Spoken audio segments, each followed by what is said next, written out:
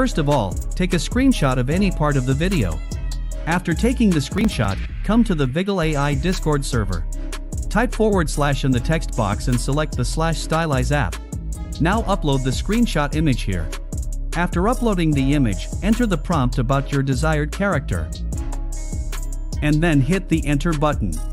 After some time, Viggle AI will generate 4 images for you. Now, if you don't like the images, click on the regenerate icon from here.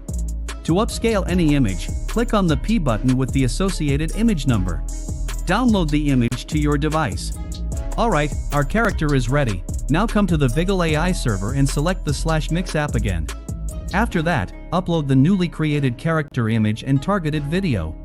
After that, set the background in fine-tune value. After all is set, hit the enter button.